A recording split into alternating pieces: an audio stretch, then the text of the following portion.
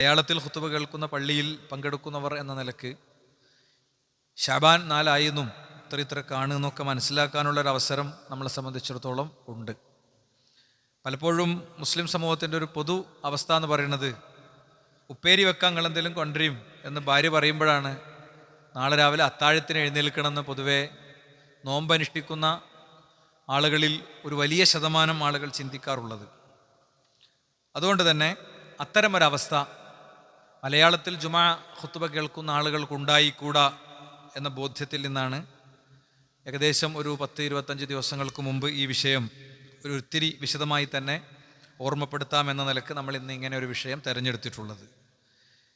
3-4 കാര്യങ്ങൾ ഞാൻ പറഞ്ഞു പോകും. അതിൻ്റെ ചില അനുബന്ധങ്ങൾ ഓരോന്നിലും ചേർത്ത് വെക്കുകയും ചെയ്യും. റസൂലുള്ളാഹി സ്വല്ലല്ലാഹു അലൈഹി വസല്ലം തന്നെയും നമ്മൾ ഓർമ്മിപ്പിച്ചൊരു കാര്യമുണ്ട്. എന്താണ്? ഉസാമത്ത് ബിൻ സയ്യിദ് റളിയല്ലാഹു അൻഹു ധരിക്കുന്ന ഹദീസിൽ കാണാം, അദ്ദേഹം പ്രവാചകനോട് ചോദിച്ചു, നബിയെ, ലം അറാക തസൂമു മിൻ ശഹരിൻ മിൻ ശുഹൂരി മാ തസൂമു മിൻ ശഅബാന. നിങ്ങൾ ശഅബാൻ മാസത്തിൽ നോമ്പെടുക്കണം അത്ര വേറെ ഒരു മാസത്തിലും നോമ്പെടുക്കണം ഞാൻ കണ്ടിട്ടില്ലല്ലോ നബിയെ എന്ന് പറഞ്ഞപ്പോൾ അള്ളാഹുവിൻ്റെ റസൂൽ അദ്ദേഹത്തിന് കൊടുത്ത വളരെ പ്രസിദ്ധമായ ഒരു ഉത്തരമുണ്ട്.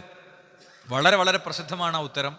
ആ ഉത്തരം നമ്മൾ അതിൻ്റെ വ്യാഖ്യാനവും വിശദീകരണവും തഫ്സീറുകൾ അല്ലെങ്കിൽ ഷറഹിൻ്റെ കിതാബുകൾ തരേണ്ടതില്ല. നമ്മൾ ഓരോരുത്തരും നമ്മളോട് ചോദിച്ചാൽ, എന്തേ നബിയെ എന്തേ നബിയെ നിങ്ങൾ മറ്റു മാസങ്ങളെക്കാളും ഈ ശഅബാൻ മാസത്തിൽ ഇത്ര നോമ്പെടുക്കുന്നു എന്ന ചോദ്യത്തിൻ്റെ ഉത്തരത്തിനുണ്ട് എന്ന കാര്യം ഒരു വസ്തുതയാണ്. റസൂലുള്ളാഹി സ്വല്ലല്ലാഹു അലൈഹി വസല്ലം അതിന് കൊടുത്ത ഉത്തരം, ദാലിക ശഹ്റുൻ യഗ്ഫുലുന്നാസു അൻഹു. ദാലിക ശഹ്റുൻ, ആ മാസം, അതിൻ്റെ പ്രത്യേകത എന്താ? യഗ്ഫുലുന്നാസു അൻഹു, ജനങ്ങൾ അതിനെക്കുറിച്ച് വളരെ അശ്രദ്ധരാണ്. ഇത് പറയുമ്പോഴും അശ്രദ്ധരായിരിക്കണം കുറച്ച് ആൾക്കാരുണ്ട്. വേണമെങ്കിൽ ഈ ഗ്യാപ്പൊക്കെ ഒന്ന് ഫില്ല് ചെയ്ത് പൂർത്തിയാക്കിയിരുന്നോളെ. അപ്പോൾ അത് അതിൻ്റെ ഒരു ദീനിയായിട്ടുള്ളൊരു ഭംഗി പൂർത്തീകരിക്കപ്പെടും. നമ്മളിടക്ക് ഓർമ്മിപ്പിക്കാറുള്ളൊരു വിഷയമാണ്. ഇടക്ക് സ്ഥിരമായിട്ട് ഓർമ്മിപ്പിക്കുന്നത് കേൾക്കാത്തവരാണ് ഇന്ന് നമ്മൾ അങ്ങനെ ഇരിക്കുന്നത്. അതുകൊണ്ട് അവർക്കൊരു അഫു ഉണ്ടെന്നും കൂടിയും പറയണം. സ്ഥിരമായി പങ്കെടുക്കുന്ന ആളുകളല്ല, അതുകൊണ്ട് അവർ വിഷമിക്കണ്ട. ദാലിക ശഹ്റുൻ യഗ്ഫുലുന്നാസു അൻഹു, ഇത് ജനങ്ങൾ അശ്രദ്ധമാകുന്നൊരു മാസമാണ്. ബൈന റജബിൻ വ റമളാൻ, റമളാനിൻ്റെയും റജബിൻ്റെയും ഇടക്ക് ഈ മാസം ജനങ്ങൾ അശ്രദ്ധമായി പോവുകയാണ് ചെയ്യുക. ആ മാസത്തിൻ്റെ പ്രത്യേകത എന്താ? വഹുവ ശഹ്റുൻ തുർഫഉ ഫീഹിൽ അഅമാൽ, അത് അള്ളാഹുവിലേക്ക് അമലുകൾ ഉയർത്തുന്ന മാസമാണ്. ഫഉഹിബ്ബു അൻ യുർഫഅ അമലി വ അന സ്വായിം, എൻ്റെ അമലുകൾ അള്ളാഹുവിലേക്ക് ഉയരണം എന്ന് ഞാൻ ആഗ്രഹിക്കുന്നുണ്ട്. എൻ്റെ അമലുകൾ അള്ളാഹുവിലേക്ക് ഉയരണം എങ്ങനെ? ഞാൻ നോമ്പുകാരനായിരിക്കെ എൻ്റെ അമലുകൾ ഉയരണം എന്ന് ഞാൻ ആഗ്രഹിക്കുന്നു എന്നാണ് റസൂലുള്ളാഹി സ്വല്ലല്ലാഹു അലൈഹി വസല്ലം പഠിപ്പിച്ചത്. നമ്മൾ പ്രത്യേകം മനസ്സിരുത്തേണ്ട ഒരു കാര്യമുണ്ട്. അല്ലാഹു സുബ്ഹാനഹു വ തആല ചില ഒക്കേഷനുകൾ ഇങ്ങനെ വിശ്വാസിക്ക് തരും. ചില പ്രത്യേക സമയങ്ങൾ, ചില പ്രത്യേക മാസങ്ങൾ, ചില പ്രത്യേക ദിവസങ്ങൾ ഒക്കെ വിശ്വാസിക്ക് അല്ലാഹു സുബ്ഹാനഹു വ തആല തരും. എന്താ?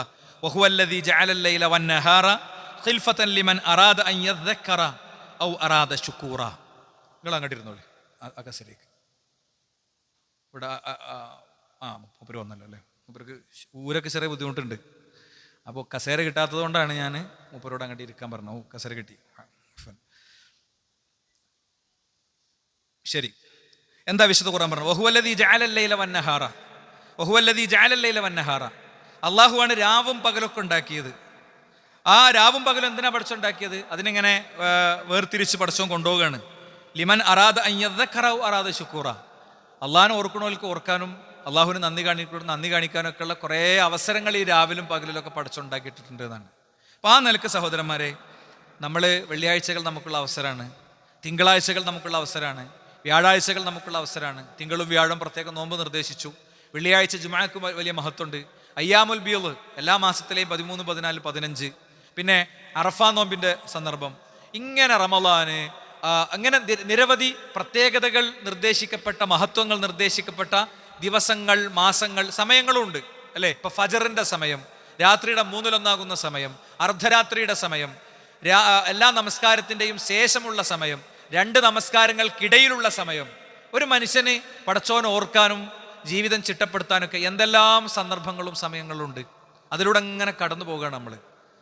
അതൊക്കെ മനുഷ്യന് അശ്രദ്ധരാണ്. എന്നാൽ പ്രത്യേകിച്ച് ശഅബാനെ കുറിച്ച് ഒന്നും കൂടി പ്രത്യേകിച്ച് എടുത്തു പറയാം.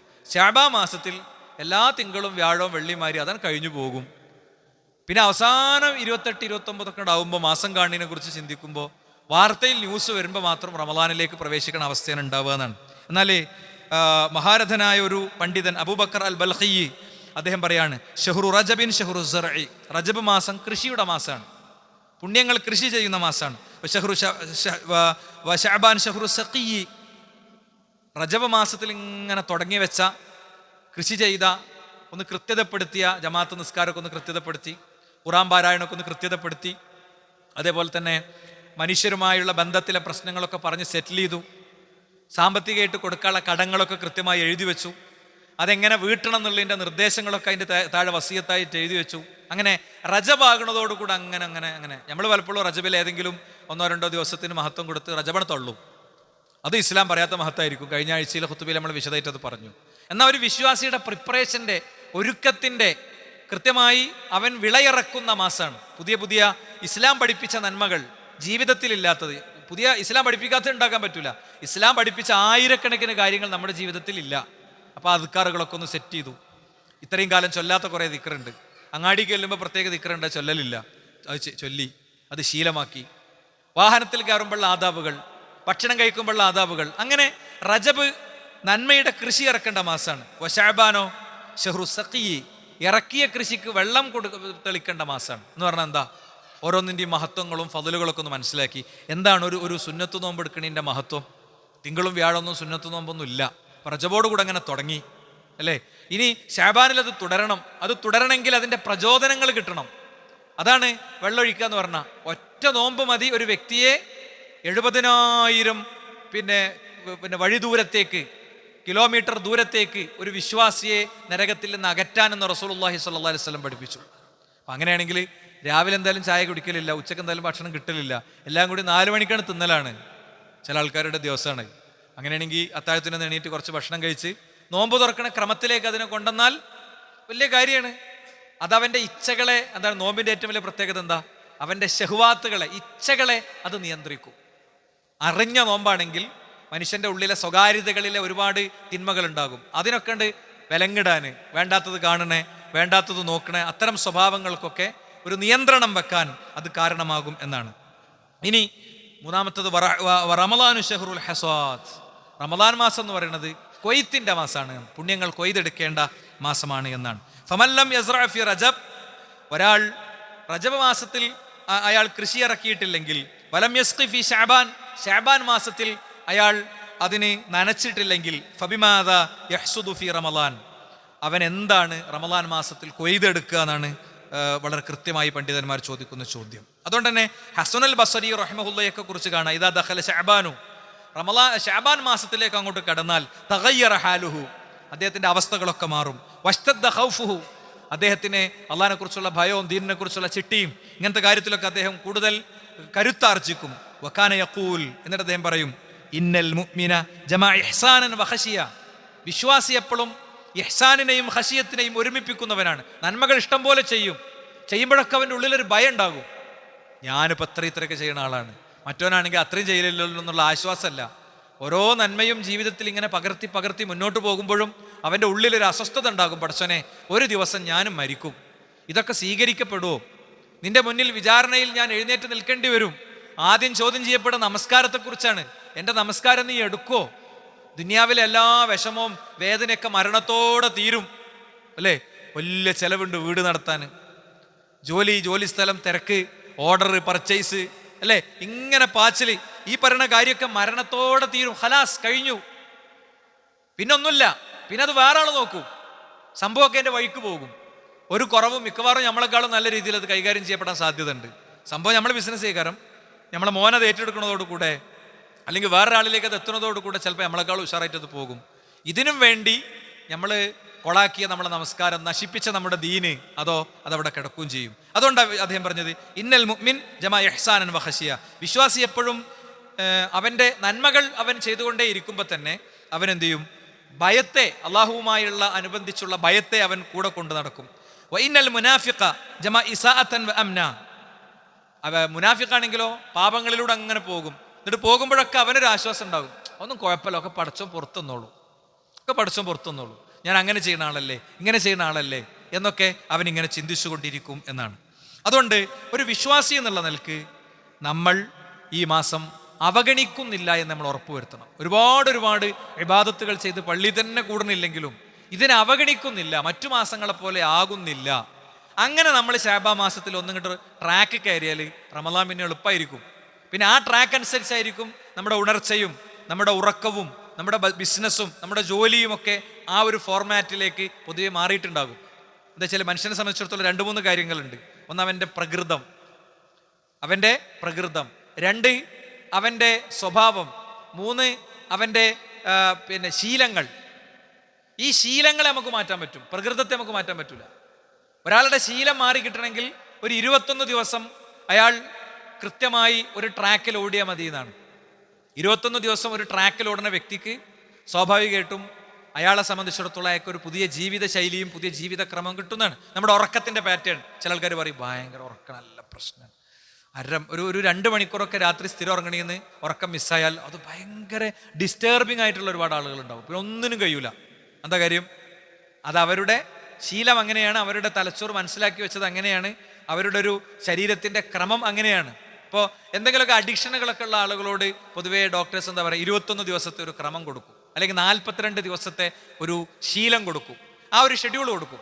ആ ഷെഡ്യൂളിൽ അയാളുടെ ട്രാക്ക്, അയാളുടെ ജീവിതം ഓടിക്കഴിഞ്ഞാൽ പിന്നെ എന്ത് ചെയ്യും?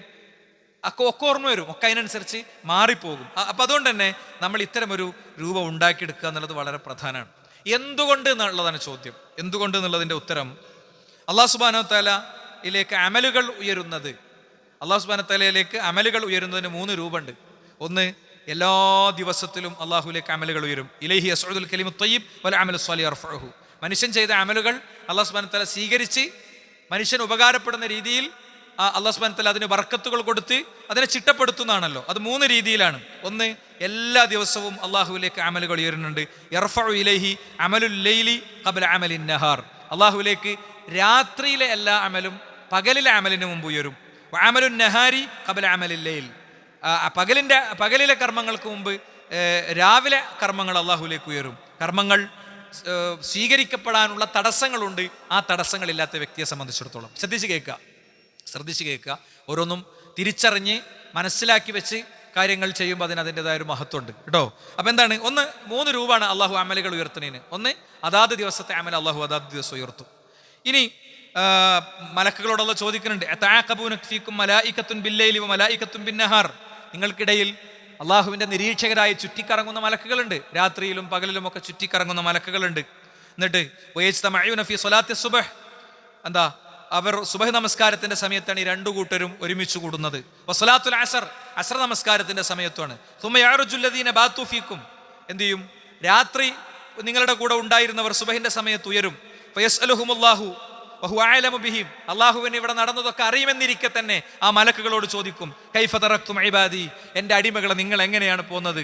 ഫയഖൂലൂന തറക്നാഹും വഹും യുസല്ലൂൻ വഅതൈനാഹും വഹും യുസല്ലൂൻ. എന്താ, ഞങ്ങൾ വരുമ്പോഴും പോകുമ്പോഴും ഒക്കെ അവർ നമസ്കാരത്തിലാണ്. ഞങ്ങൾ വരുമ്പോഴും രാത്രിയുടെ ആളുകൾ അസറിന്റെ നേരത്ത് വരുന്നു, അല്ലേ? പകലിന്റെ ആളുകൾ സുബഹിന്റെ നേരത്ത് വരുന്നു. രാത്രിയുടെ ആളുകൾ സുബഹിന്റെ സമയത്ത് പോകുന്നു, പകലിന്റെ ആളുകൾ അസറിന്റെ സമയത്ത് പോകുന്നു. അപ്പോൾ അവർ പറയും, ഞങ്ങൾ വരുമ്പോഴും പോകുമ്പോഴും ഒക്കെ അവർ നമസ്കാരത്തിലാണ്. അപ്പൊ ആ നിലയ്ക്ക് അല്ലാഹു സുബ്ഹാനഹു വ തആലയിലേക്ക് അമലുകൾ ഉയരുന്നതിന്റെ ഒരു രൂപം അതാണ്. ഇനി എല്ലാ ആഴ്ചയിലും അള്ളാഹുവിലേക്ക് അമൽ ഉയരുന്നതാണ്. അബൂ ഹുറൈറ റളിയല്ലാഹു അൻഹു ഹദീസിൽ കാണാം, തുറദുൽ അമാലു അലല്ലാഹി യൗമൽ ഇസ്നൈനി വൽ ഖമീസ്. അള്ളാഹുവിലേക്ക് അമലുകൾ പ്രദർശിപ്പിക്കപ്പെടുന്നത് എല്ലാ തിങ്കളും വ്യാഴവുമാണ്. ഫഉഹിബ്ബു അൻ യുഅറള അമലി വഅന സ്വായിം. നബി ആ 2 ദിവസം നോമ്പ് നിൽക്കാനുള്ള കാരണം പറഞ്ഞത് എന്താ? കാരണം മറ്റൊന്നുമല്ല, എനിക്ക് ഞാൻ നോമ്പുകാരനായിരിക്കെ എൻ്റെ അമൽ അള്ളാഹു സ്വീകരിക്കട്ടെ എന്നാണ്. എന്നാൽ ആരതാ സ്വീകരിക്കപ്പെടാതിരിക്കുക? തിങ്കളും വ്യാഴവും സ്വീകരിക്കപ്പെടാത്തവരുണ്ട്. വകാന ബൈനഹു ബൈന അഖീഹി ശഖ്നാഉ. അവർക്കിടയിൽ പിണക്കമുണ്ടായിരുന്നു. ആ 2 വ്യക്തികൾക്കിടയിൽ പിണക്കമുണ്ടായിരുന്നു, ശത്രുതയുണ്ടായിരുന്നു. ഒരാളുമായി നമ്മൾ ബഹളം വെച്ച് പിണങ്ങി തെറ്റി ജീവിക്കുന്നുണ്ടെങ്കിൽ, അകൽച്ചയുണ്ടെങ്കിൽ, നമ്മളെ സൽക്കർമ്മങ്ങൾ അള്ളാഹുവിലേക്ക് ഉയരുകയില്ല, നമ്മുടെ സൽക്കർമ്മങ്ങൾ റബ്ബ് സ്വീകരിക്കുകയില്ല.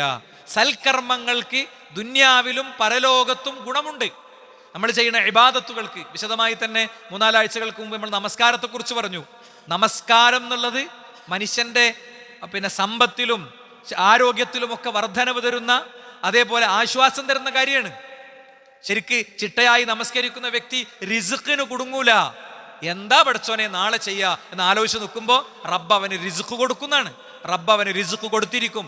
ആത്മാർത്ഥമായി അതിൽ വിശ്വസിച്ച് ആചരിച്ച് അനുഷ്ഠിച്ചു പോകുന്ന വ്യക്തികൾക്ക് അള്ളാഹു തന്ന ഓഫറാണ്. പക്ഷേ അതൊക്കെ ഇപ്പോൾ പഠിച്ചോൻ പറഞ്ഞാലും എന്ന മനോഗതിയിലുള്ള ഒരാൾക്കോ അന ഇൻദല്ലാഹി അബ്ദി, എൻ്റെ അടിമ എന്നെക്കുറിച്ച് ചിന്തിക്കണ പോലെ ആയിരിക്കും.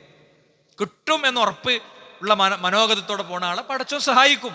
നിസ്കാരം സ്വീകരിക്കപ്പെടുന്നതാകണം, ശിർക്കില്ലാത്ത ജീവിതാകണം, ബിദ്അത്തില്ലാത്ത ജീവിതാകണം, പടച്ച റബ്ബിനെ നിരന്തരം ഓർക്കുന്ന ഹൃദയമാകണം.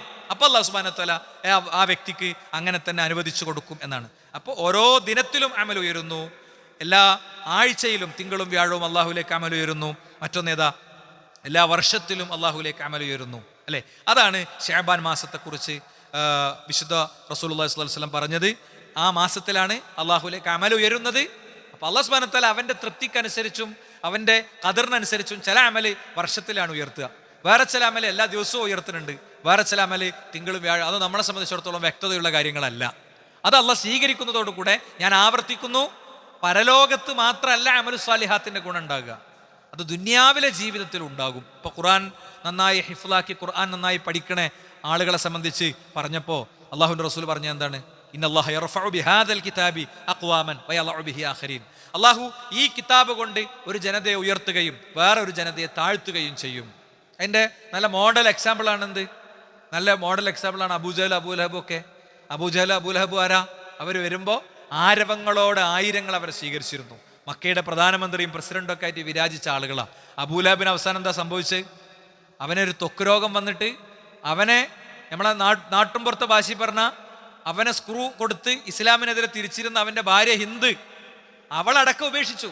മരുഭൂമിയിലൊരു സ്ഥലത്ത് കൊണ്ടുപോയിട്ട് ഒരു ടെൻറ്റിൽ ഒരു കഴുത്തിലൊരു എന്താ പറയുക പേപ്പട്ടിനെ കെട്ടിയിരുന്നത് പോലെ ഇട്ടു.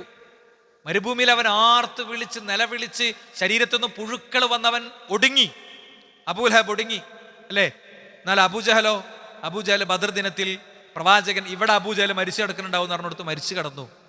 എന്നാ അവര് ഉരുട്ടിയ പോലീസ് മുറകൾ എടുത്ത സ്വഹാബത്തോ ബിലാൽ റളിയല്ലാഹു അൻഹു, അദ്ദേഹം എങ്ങനെയാണ് ചരിത്രത്തിൽ ഓർക്കപ്പെടുന്നത്? ഒരു ദിനമെങ്കിലും അദ്ദേഹത്തിന്റെ പേര് ഉച്ചരിക്കപ്പെടാത്തത് ഉണ്ടാവുമോ? നിങ്ങൾ ചിന്തിച്ചു നോക്ക്. വെറും കറുത്ത വർഗത്തിൽപ്പെട്ട കാപ്പിരിയായ അടിമയായ ഒരു വ്യക്തിക്ക് ചരിത്രത്തിൽ കിട്ടിയ ഇടാണിത്. ഇനി അതൊക്കെ പോട്ടെ നമുക്ക് കാണാൻ പറ്റും ഈ ഇസ്ലാമിക ചരിത്രത്തിലെ വളരെ പ്രഗത്ഭനായ ഒരു വ്യക്തി, പേരെൻ്റെ ഓർമ്മയിൽ വരുന്നില്ല, വിരൂപിയാണ്. ആ നാട്ടിൽ അത്ര വിരൂപിയായ ഒരാളില്ല. അപ്പൊ കളിക്കൂട്ടുകാരെടുത്തേക്ക് ചെല്ലുമ്പോഴൊക്കെ അദ്ദേഹത്തെ ഇങ്ങനെ കളിയാക്കും, കളിക്കൂട്ടുകാരിങ്ങനെ കളിയാക്കും. അപ്പം അദ്ദേഹത്തിൻ്റെ ഉമ്മ അദ്ദേഹത്തിന് പറഞ്ഞു കൊടുക്കണം, മോനെ, ഉമ്മാൻ്റെ കുട്ടിക്ക് ആദരവ് കിട്ടണമെങ്കിലും സ്നേഹം കിട്ടണമെങ്കിലും വേറെ വഴിയൊന്നുമില്ല, നീ ഖുർആൻ നല്ലോണം പഠിക്കണം, നീ നല്ലോണം ഖുർആൻ പഠിച്ച് ഖുർആനിൻ്റെ ആളായി മാറിയാൽ പിന്നെ നിന്നെ ജനം ബഹുമാനിച്ചോളൂ കേട്ടോ. പിന്നെ ചരിത്രം കാണുന്ന എന്താ അറിയോ? അദ്ദേഹം മക്കയിലെ ഖാളിയായി മാറി. അദ്ദേഹം ഖലാഇനു വേണ്ടി, ഖാളി പറഞ്ഞാൽ നമ്മളെ നാട്ടിലെ ഖാളിയല്ല, കമ്മിറ്റിക്ക് ഇഷ്ടം ഉണ്ടാകുമ്പോൾ പിരിച്ചിടാൻ പറ്റിയ ഖാളിയല്ല കേട്ടോ. സൗദി അറേബ്യയിലെ ഇന്നത്തെയും ഖാളി എന്താ? അവിടുത്തെ ജഡ്ജ്, അവിടുത്തെ ഭരണാധികാരിക്ക് പോലും സ്വാധീനമില്ലാത്ത വ്യക്തിയാണ് ജഡ്ജ്. നമ്മളെ നാട്ടിൽ കമ്മിറ്റിനെയും പിന്നെ പ്രസിഡന്റിനെയൊക്കെ എപ്പോ ആണെങ്കിലും നിയമിക്കാം. ഗവർണർക്ക്, അവിടുത്തെ ഭരണാധികാരികൾക്ക് പോലും ഖാളിന്റെ മേലെ സ്വാധീനമല്ല. അതുകൊണ്ടാണ് ഖലീഫ അലി ബിൻ അബി ത്വാലിബ് ജൂതനെതിരെ കംപ്ലൈന്റ് കൊടുത്തു. ആരെടുത്ത്? കോടതിയിൽ കൊടുത്തു. നാടിന്റെ പ്രധാനമന്ത്രിയായ ഖലീഫ പിന്നെ അലി ബിൻ അബി ത്വാലിബ് വിചാരണ കഴിഞ്ഞപ്പോ തെളിവില്ല എന്ന് പറഞ്ഞിട്ട് ഖലീഫിനോട് പറഞ്ഞു, നിങ്ങൾക്ക് തെളിവില്ല, നിങ്ങളെ വാദം ന്യായമല്ല, നിങ്ങൾ അയാൾക്കെതിരെ ഉന്നയിച്ച ആരോപണത്തിന് തെളിവില്ല, അയാളെ കുറ്റമുക്തനാക്കുന്നു. അതാ ഇസ്ലാമിക ഭരണകൂടം. അന്നും ഇന്നും, അല്ലേ? ഇസ്ലാമിക ശരിയ നിലനിൽക്കുന്ന നാടുകളിൽ ഉള്ള രീതി അതാണ്. അതുകൊണ്ട് കേസ് വന്നാൽ പിന്നെ വാസ്യത്തെ വെച്ചിട്ട് കഴിച്ചിലാണ് പരിപാടിയൊന്നും നടക്കൂല. അത് ട്രയൽ കോർട്ടുകളിൽ പോയി കാര്യങ്ങൾ ചെയ്യണം. പിന്നെ ഖാളി എന്ന് പറയുന്ന ആള്, അയാളുടെ ഈമാനും അയാളുടെ ഇഖ്ലാസും അയാൾ മാനിപ്പുലേറ്റ് ചെയ്യപ്പെട്ടാൽ അത് പോകും, അത് വേറെ കാര്യമാണ്. എന്നാൽ ഖാളി എന്ന സ്ഥാനം അത്രയും മഹത്തര. അപ്പൊ അദ്ദേഹം പോയി അവിടെ ഇരുന്നാൽ, ഈ വിരൂപിയായ മനുഷ്യൻ, കറുത്തിരുണ്ട കുനിഞ്ഞ വിരൂപിയായ മനുഷ്യൻ പോയിരുന്നാൽ പിന്നെ അവിടെ നിശബ്ദതയായിരിക്കുന്ന. ഇതെന്തിനാ ഞാൻ പറഞ്ഞത്? ഖുർആൻ ഓതുന്ന, ഖുർആൻ പഠിക്കുന്ന, ഖുർആൻ ഹിഫ്ളാക്കുന്ന, ഖുർആനിന്റെ കൂടെ പോകുന്ന ആളുകൾക്ക് കിട്ടുന്ന ഈ മഹത്വം പറഞ്ഞ എന്തിനാ? പുണ്യങ്ങൾ, ചെയ്യുന്ന കാര്യങ്ങളുടെ പുണ്യങ്ങൾ പരലോകത്ത് മാത്രമല്ല കിട്ടുക, ദുന്യാവിലും കിട്ടും. അപ്പം എല്ലാ ദിവസവും, എല്ലാ ആഴ്ചയും, എല്ലാ വർഷവും നമ്മൾ ചെയ്യുന്നത് അള്ളാഹുവിലേക്ക് ഉയർത്തപ്പെട്ട് അള്ളാഹു അത് സ്വീകരിച്ച് അതിനുള്ള ഫവായിദ്, അതിനുള്ള ഗുണങ്ങൾ റബ്ബ് തരണമെങ്കിൽ എന്ത് ചെയ്യണം? അത് ഉയർത്തപ്പെടുന്നതിനെ സംബന്ധിച്ച ബോധ്യം നമുക്ക് വേണം. അതുകൊണ്ട് അതിവേഗത്തിൽ നമ്മൾ പറയുന്നു, എന്താണ് നമുക്ക് ശഅബാൻ മാസത്തിൽ ചെയ്യാനുള്ളത്? ഒന്ന് പ്രാർത്ഥനയാണ്. മഹാനായ ഷെയ്ഖ് സഅദി റഹിമഹുല്ല പറഞ്ഞു, ദഅഉതല്ലാഹ അൻ യുബല്ലിഗക റമളാൻ, നീ റമളാനിൽ ഒന്ന് എത്തിക്കിട്ടിയെങ്കിൽ എന്നിങ്ങനെ നീ പ്രാർത്ഥിക്കുന്നുണ്ട്. ഫലാ തൻസ അൻ തദ്ഉവ ഫലാ തൻസ അൻ തദ്ഉവഹു അൻ യുബാരിക ലക ഫീഹി, നിനക്ക് റമളാനിൽ എത്തിയാൽ ബർക്കത്തുണ്ടാകാൻ വേണ്ടി നീ പ്രാർത്ഥിക്കാൻ മറക്കരുത്. എന്താ ആളുകൾ പൊതുവെ എന്താ പ്രാർത്ഥിക്കുക? അല്ലാഹുമ്മ ബല്ലിഗ്നാ റമളാൻ, ഞങ്ങൾ ഇന്ന് റമളാനിൽ എത്തിക്കണേ എന്നിങ്ങനെ പ്രാർത്ഥിക്കും. നബി അങ്ങനെ പ്രാർത്ഥിച്ചിട്ടുണ്ട് എന്ന് പറഞ്ഞിട്ട് നബിയിൽ നിന്ന് അങ്ങനത്തെ ഒരു ലഫ്ള് സ്ഥിരപ്പെട്ടു വന്നിട്ടില്ല. എന്താ അല്ലാഹുമ്മ ബല്ലിഗ്നാ റമളാൻ എന്നുള്ള ഒരു ലഫ്ള് റസൂലുള്ളാഹിൽ നിന്ന് സ്ഥിരപ്പെട്ടു വന്നിട്ടില്ലെങ്കിൽ പടച്ചോനെ റമളാൻ മാസത്തിൽ ജീവിപ്പിക്കണമെന്ന് പ്രാർത്ഥിക്കണതിന് ഒരു കുഴപ്പമില്ല. പക്ഷേ പ്രാർത്ഥിക്കേണ്ട പദം അതല്ല. അതാ ഷേഖ് സഅദി ഹഫിള് റഹിമഹുല്ലാ പറഞ്ഞത്, ഫലാ തൻസ അൻ തദ്ഉവഹു അൻ യുബാരിക ലക ഫീഹി, നിനക്ക് ബർക്കത്ത് കിട്ടാൻ വേണ്ടി നീ പ്രാർത്ഥിക്കരുത്. ഫലൈസ ശഅ്നു ഫീ ബുലൂഗിഹി, റമളാനിൽ എത്തിപ്പെടുക എന്നുള്ളതല്ല ഏറ്റവും ഒന്നാമത്തെ കാര്യം. വഇന്നമ ശഅ്നു ഫീ മാദാ സതഅമലു ഫീഹി, നീ അതിൽ എന്ത് ചെയ്യുന്നുള്ളതാ പ്രധാനം. നീ അതിലങ്ങനെ ജീവിച്ചു. ആദ്യത്തെ 2-3 ദിവസം ഭയങ്കര ഓത്തൊക്കെ, പിന്നെ അതൊക്കെ അവിടെ വെച്ചു, പിന്നീട് അവസാനം ഒരു തീർക്കല് ഖുർആൻ നടന്നിട്ടും കടന്നിട്ടും ഓതിയിട്ടും അല്ലേ. ഒരു ഖത്തം ജീവിതത്തിൽ തീർക്കാൻ, ഒരു വട്ടം പോലും തീർക്കാൻ കഴിയാത്ത എത്ര സാധുക്കളുണ്ട് സഹോദരന്മാരെ. വലിയ സ്ഥാനവും മഹത്വവും ഡെസിഗ്നേഷനും, അവൻ്റെ കയ്യിൽ ഇഷ്ടം പോലെ പൈസയൊക്കെ ചിലപ്പോൾ ഉണ്ടാവും, ചിലപ്പോൾ അതും ഉണ്ടാവില്ല സാധുക്കൾ. പക്ഷെ ഒരു വട്ടം പോലും ഖുർആൻ ഒന്ന് ഓതി തീർക്കാൻ പറ്റിയിട്ടില്ല. സ്ഥിരമായി നിസ്കാരത്തിൽ ഓതുന്ന സൂറത്തുകളുടെ അർത്ഥം പോലും അയാൾക്ക് അറിയില്ല. അയാൾക്ക് ഇവിടുത്തെ കറണ്ട് സിനാറിയോ ഓഫ് പൊളിറ്റിക്സ്, ഇവിടുത്തെ രാഷ്ട്രീയത്തിൻ്റെ എല്ലാ പ്രധാന സാധനങ്ങളും അറിയാം. അയാളുടെ ബിസിനസ്സിൽ അയാൾ ഭയങ്കര പുലിയാണ്, അയാൾ ഭയങ്കര എക്സ്പേർട്ടാണ്. അയാൾക്ക് എല്ലാ ദുന്യാവിലെ വിവരം അറിയും. ആൾക്കാർ അയാളുടെ അടുത്ത് പല കാര്യത്തിനും വരും, ഭയങ്കര സ്വാധീനമാണ്. പക്ഷേ ജീവിതത്തിൽ ഒരു തവണ പോലും ഖുർആൻ ഓതി തീർക്കാത്ത മനുഷ്യനോളം പാപ്പരായ വേറെ ആരെങ്കിലും ഉണ്ടോ? അതാ ഷേഖ് സഅദി റഹിമഹുല്ലാ ചോദിച്ചത്. അതുകൊണ്ട് തന്നെ നല്ലോണം പ്രാർത്ഥിക്കുക. ശഅബാൻ മാസത്തിൽ ബർക്കത്തുള്ള റമളാൻ കിട്ടാൻ വേണ്ടി പ്രാർത്ഥിക്കുക. നമുക്ക് മാത്രമല്ല, കുടുംബത്തിനും സുഹൃത്തുക്കൾക്കും എല്ലാവർക്കും. അപ്പോൾ നമ്മൾ വേറൊരാൾക്ക് വേണ്ടി പ്രാർത്ഥിക്കുമ്പോൾ അയാളുടെ പ്രാർത്ഥന, അയാൾക്ക് വേണ്ടി നമ്മൾ പ്രാർത്ഥിക്കുമ്പോൾ മലക്കുകളുടെ പ്രാർത്ഥന നമുക്കുണ്ടാകും എന്നാണ്. 2, ധാരാളം നോമ്പ് നോൽക്കുക. യസൂമു ശഹ്റൻ ലം യകുനി നബി സല്ലല്ലാഹു അലൈഹി വസല്ലം യസൂമു ശഹ്റൻ അക്തറ മിൻ ശഅബാന, റമളാൻ മാസത്തോളം പ്രവാചകൻ വേറെ ഒരു മാസത്തിലും നോമ്പ് നോറ്റിട്ടില്ല. ഫഇന്നഹു കാന യസൂമു ശഅബാന കുല്ലഹു, ശഅബാൻ മാസം മുഴുവൻ നബി നോമ്പ് നോൽക്കാറുണ്ടായിരുന്നു. എന്നിട്ട് പറയും, ഖുദൂ മിന്നി അൽ അമൽ മാ തുതീഖൂൻ, നിങ്ങൾക്ക് പറ്റണത്ര നിങ്ങൾ അമൽ എടുത്തോളി കേട്ടോ. റസൂൽ അങ്ങനെ നോക്കണാണുമ്പോൾ രോഗികളും വയസ്സന്മാരും ഒക്കെ അവിടെ ഇരിക്കുന്നുണ്ട്. അവരോടും കൂടിയാ പറയണേ, നിങ്ങൾക്ക് പറ്റണത്ര നിങ്ങൾ നോറ്റോളൂ. അല്ലെ പൊരി വെയിലത്ത് പണിയെടുക്കണവരുണ്ട്, അവരോട് പറയാ നിങ്ങൾക്ക് പറ്റണത്ര നിങ്ങൾ ചെയ്തോളൂ. ഫഇന്നല്ലാഹ ലാ യമല്ലു ഹത്താ തമല്ലു, നിങ്ങൾ മടുക്കണത് വരെ അള്ളാഹ്ക്ക് മടുക്കൂല. അഥവാ മടുത്തുകൊണ്ട് നിങ്ങൾ ചെയ്യരുത് അല്ലേ.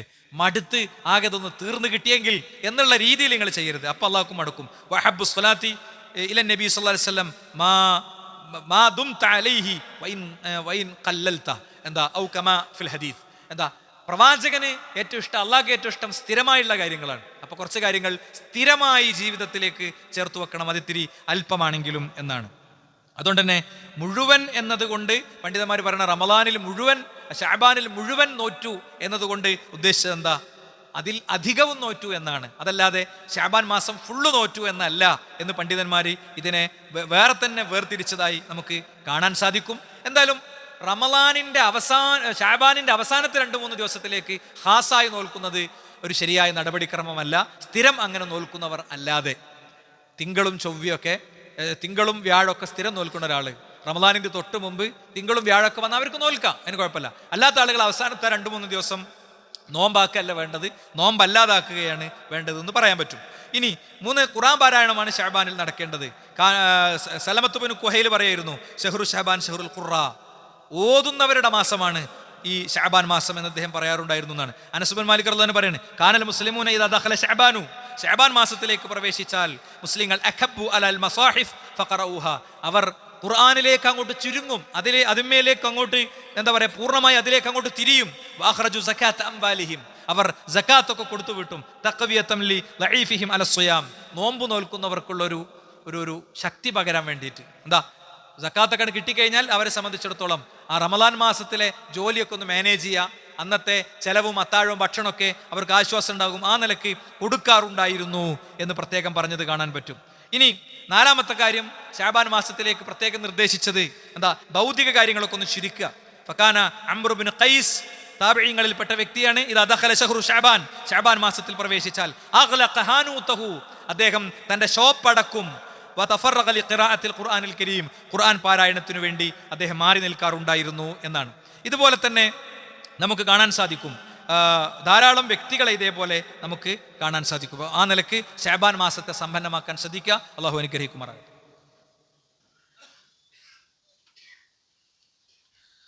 അൽഹംദുലില്ലാഹി വസ്സലാത്തു വസ്സലാമു അലാ റസൂലില്ലാഹി വഅലാ ആലിഹി വസഹ്ബിഹി അജ്മഈൻ. അമ്മാ ബഅദ്. സൃഷ്ടാവും സംരക്ഷകനുമായ റബ്ബിനെ ജീവിതത്തിൻ്റെ എല്ലാ മേഖലയിലും സൂക്ഷിക്കണമെന്ന് ഒരിക്കൽ കൂടി ഉണർത്തുകയാണ്, ഉത്ബോധിപ്പിക്കുകയാണ്. സഹോദരന്മാരെ, ഈ നോൽക്കാനുള്ള നോമ്പുകളൊക്കെ നോറ്റു വീട്ടേണ്ട സന്ദർഭവും കൂടിയാണ് ശഅബാൻ. ആയിഷ റളിയല്ലാഹു അൻഹയെ കുറിച്ച് കാണാം, ഫമാ അസ്തതിഉ അൻ അഖ്ദിയ ഫീ ശഅബാന, എനിക്ക് ശഅബാൻ മാസത്തിലെ നോറ്റ് വീട്ടാൻ പറ്റാറുണ്ടായിരുന്നുള്ളൂ. അതെന്തുകൊണ്ടാണെന്ന് ചോദിച്ചപ്പോൾ അവർ പറഞ്ഞു, അശ്ശുഖുലു മിൻ നബി സ്വല്ലല്ലാഹു അലൈഹി വസല്ലം, ബി നബി സ്വല്ലല്ലാഹു അലൈഹി വസല്ലം, നബിയുടെ കാര്യങ്ങളിൽ ഇങ്ങനെ എൻഗേജ് ചെയ്ത് പോകുമ്പോൾ എനിക്ക് അല്ലാത്ത സമയം നോമ്പ് നോൽക്കാൻ പറ്റാറുണ്ടായിരുന്നില്ല എന്നാണ്. അപ്പോൾ ഒരു നല്ല ഭാര്യയുടെ പാഠങ്ങൾ കൂടി അതിൽ നിന്ന് നൽകുന്നുണ്ട്. അതുകൊണ്ട് നോറ്റു വീട്ടാനുള്ള നോമ്പുകൾ നോറ്റു വീട്ടാനുള്ള പരിശ്രമം ഉണ്ടാകണം. കഴിയാത്തവർ ഫിദിയ കൊടുക്കണതിനെ സംബന്ധിച്ച് കൃത്യമായി ഖുർആൻ പറഞ്ഞിട്ടുണ്ട്. അയ്യാമു മഅദൂദാത്ത് ഫമൻ കാന മിൻകും മരീളൻ ഔ അലാ സഫറിൻ ഫഇദ്ദത്തു മിൻ അയ്യാമിൻ ഉഖർ. നോമ്പ് നോൽക്കാൻ പറ്റാത്തവർ വേറെ സമയത്ത് നോമ്പ് നോൽക്കണം. അല്ലാത്തവർ ഫിദിയ നൽകണം. തഅം മിസ്കീൻ, ഒരു അഗതിയുടെ ഭക്ഷണമാണ് കൊടുക്കേണ്ടത് എന്ന് കൃത്യമായി പഠിപ്പിക്കുകയാണ്. നോമ്പട് നോറ്റിട്ടില്ലെങ്കിൽ നേരെ ഫിദിയ എന്നുള്ളതല്ല, ആദ്യം നോൽക്കാണ് വേണ്ടത്. അത് നോൽക്കാൻ പറ്റാത്ത വ്യക്തികൾക്ക് മാത്രമേ ഫിദിയ നിർദ്ദേശിക്കപ്പെട്ടിട്ടുള്ളൂ എന്നത് നമ്മളിതിൽ പ്രത്യേകം കാണണം. ശഅബാനിലൂടെ റമളാനിലേക്കുള്ള ഒരുക്കങ്ങളിലേക്ക് പോകാൻ നമ്മൾ ഓരോരുത്തരും തയ്യാറാവണം. അൽഹംദുലില്ലാഹ്, നമ്മുടെ പള്ളിയുടെ കൺസ്ട്രക്ഷൻ കാര്യങ്ങളൊക്കെ അങ്ങനെ നടന്നു വരികയാണ്. അതിലേക്ക് ഓഫർ ചെയ്ത ആളുകൾ സംഖ്യകൾ കൊടുത്തുകൊണ്ടിരിക്കുന്നുണ്ട്. സ്വതക്കക്കും പറ്റിയ ഒരു മാസമാണ്. വളരെ നല്ല രീതിയിൽ, മികച്ച രീതിയിൽ നമ്മുടെ കാര്യങ്ങളൊക്കെ നടന്നു പോകുന്ന ഒരു ഇടം എന്ന നിലക്ക് ഖുർആൻ പഠനത്തിൻ്റെ, മദ്രസയുടെ, പള്ളിയുടെ ഒക്കെ പുണ്യങ്ങൾ ഒന്നിച്ചു കിട്ടുന്ന രീതിയിലുള്ളൊരു കൺസ്ട്രക്ഷനാണ് നമ്മുടെ ഇത് നടന്നു പോകുന്നത്. അത് നിങ്ങളുടെ മനസ്സിലുണ്ടാവണം എന്ന് ഈ സന്ദർഭത്തിൽ പ്രത്യേകം ഓർമ്മിപ്പിക്കുന്നു.